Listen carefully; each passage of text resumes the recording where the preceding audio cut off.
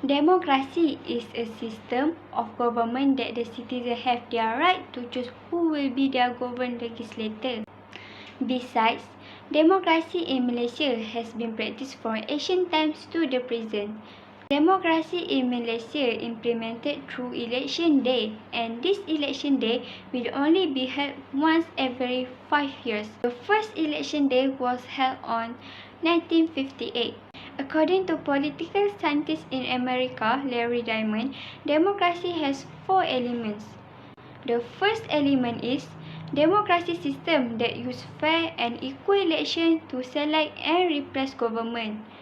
The second one is an active engagement of the people as citizens in politics and political life.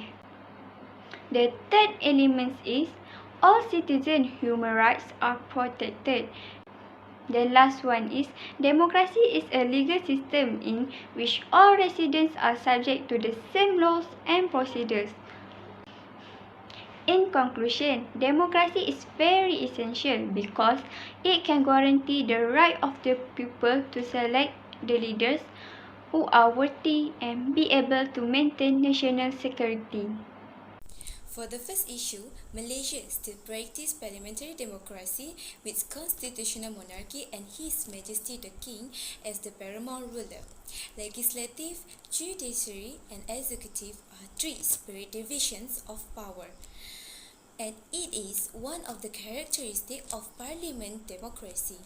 Malaysia is one of the countries who is practice a system democracy based on the federation.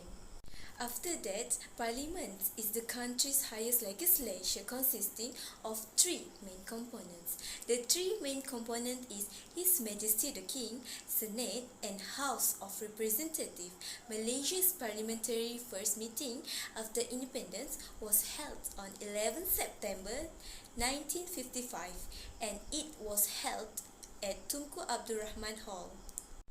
Other than that, Parliament is the legislative power of the Federation and sets the laws that will be enforced through the country. The functions of Parliament are passes federal laws, examines government policies, approve government expenditures, approve new taxes and make amendments to existing federal laws. After that, only His Majesty the King can summon for Parliament to be in sessions, in accordance with the prescribed Article 55. His Majesty the King also has the absolute power to dissolve the Parliament. Other than that, Senate also one of the important components in the parliamentary democracy. There are 70 senators and 2 categories of state assembly membership. Firstly, the state legislative assembly will choose 26 members to represent 13 states. Secondly, 44 members appointed by His Majesty the King. This is from the advice of the Prime Minister and there are 2 members from Federal Territory of Kuala Lumpur and Putrajaya. 3 years is the term of office and a maximum of 2 terms. It is applicable to both federal and state appointments. The last important component in Parliament is House of Representatives. There are 222 elected members in the House of Representatives and each members represent a parliamentary constituency. Every 5 years, a general election will be held to elect a member of the House of Representatives. Parties who win the election can form the federal government to rule the country. Democracy is still relevant in Malaysia can be seen by the existence of governmental power. Malaysian politics are governed by a federal representative democratic constitutional monarchy in which Yang di-Pertuan Agong is the head of state and the Prime Minister is the head of government. One of the criteria parliamentary democracy is the division of power into 3 parts of the government, namely legislature, judiciary, and the executive. The federal parliament and the 13 state legislatures are in charge of federal legislation. The federal government, along with the 13 state governments, share the executive authority, while the executive and legislature has some control over the appointment of judges to the courts. The judiciary is independent of both. The legislature primary role is to enact, modify or revoke law in compliance with the desires of the body. Malaysia legislature power is defined by the Malaysia Federation Constitution. The Malaysian Parliament at the federal level and the state legislature assembly are responsible for enacting law in legislature form. The Federation legislature power will be vested in Parliament made up of Yang di-Pertuan Agong and 2 Majlis. 1. Known as Dewan Negara and 2. Known as Dewan Rakyat. The main function of legislature power is responsible for making law, policy, amendment of law. The other body did not give function to make the law like the legislature's body do. Law are introduced as bill in legislature body. In Malaysia, a bill may be enacted via the legislature process. The legislature responsible include amending the constitution, approving new law, repealing old law, and monitoring their progress. All these procedures take place in the legislature, and Yang di-Pertuan Agong will sign the bill after it has been tabled and discussed in both the Senate and the House of Representatives. In general, the Parliament has the authority to make legislation for the Federation as a whole for any part of it. After the bill being approved, it will become a new law in Malaysia. The Cabinet, headed by the Prime Minister, has executive power. The executive has the power to raise money from the general public by collecting various taxes, fine, summons fees, and others. The executive entails running the country and ensuring that government policy is carried out in accordance with the law passed by the Parliament. Each member of the executive has a specific function to fulfill. The Conference of Rulers is the executive power of the federal government. The 9 rulers and the 4 of Yang di-Pertuan Negeri of the states without rulers make up the Conference of Rulers. It has the power to choose whether or not to keep the YDPA. It also elects the Timbalan YDPA. This is the role that only the ruler can perform. While several judicial professions are held by supporters of the government, the judiciary is constitutionally independent of the executive and legislature. The Federal Court is the higher court in Malaysia legislature, followed by the Court of Appeal and 2 Supreme Court, one for Peninsular Malaysia and the other for East Malaysia. In a constitutional republic, the judiciary is a group of judges. In the balance of power, the judiciary is the third branch of government. The federal constitution provides for the establishment of a court system to carry out all the judicial functions. The most important function of the judiciary is to uphold the supremacy of the Constitution by ensuring that everybody follows it.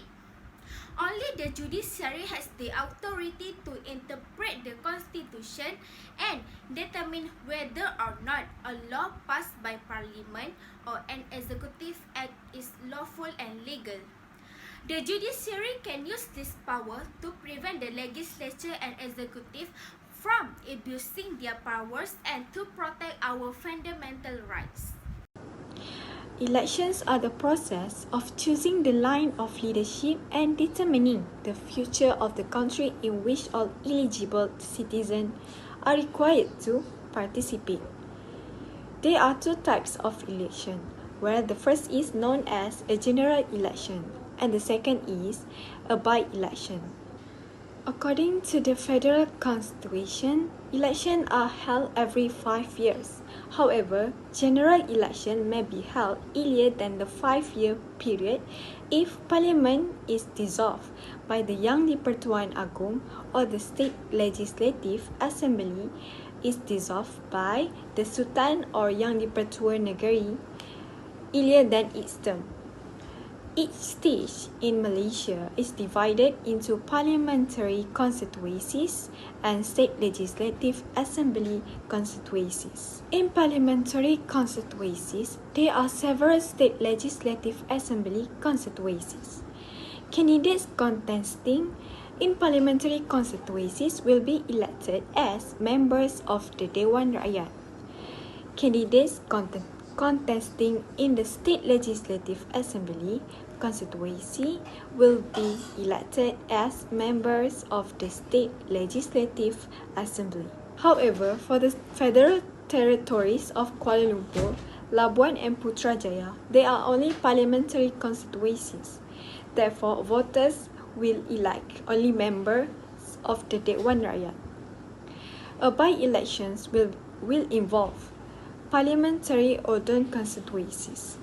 By-election will be held when, for example, there is an unexpected vacancy in the House of Representatives or the State Legislative Assembly due to which a member of the Assembly is found ineligible, resigns, dies, or his or her victory is annulled by an electoral court. However, not all citizens can vote. The following are some examples of the criteria that allow a person to vote, among which is to have reached the age of 21 on the date of eligibility and residency. In addition, there are several criteria that indicate a person is not allowed to vote. Among them are that on the date of eligibility, he is insane or serving a prison sentence, and before the date of eligibility, he has been convicted of an offence in any part of the Commonwealth and sentenced to death or imprisonment of over 12 months, and on the date of eligibility is still serving punishment for his offence.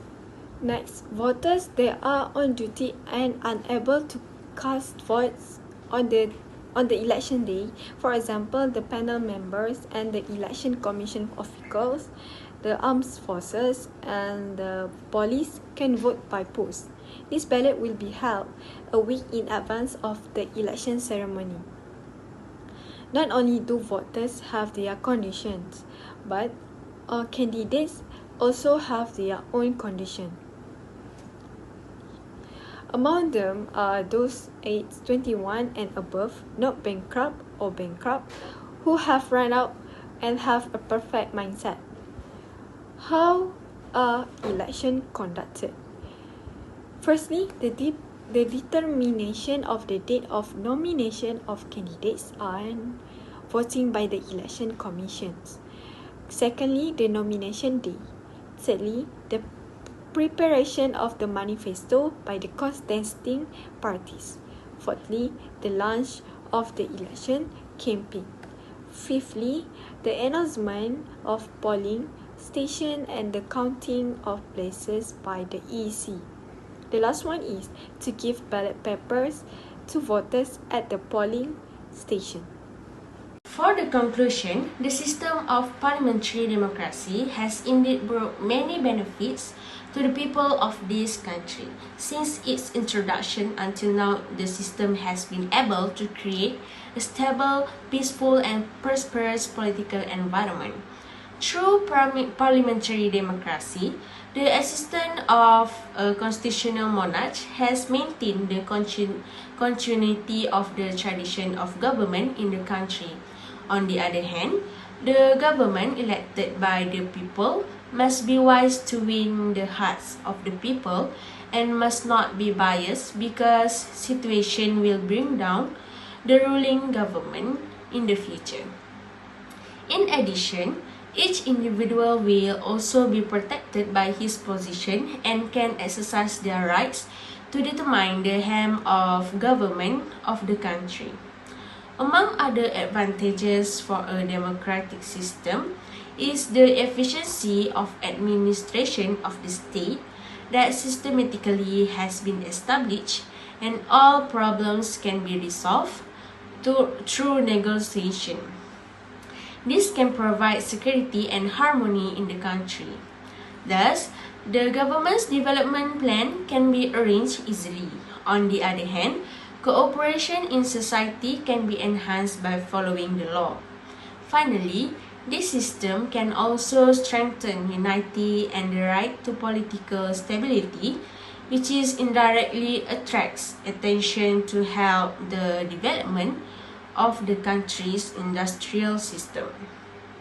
A stable democracy in the country needs to support an expectation of the people.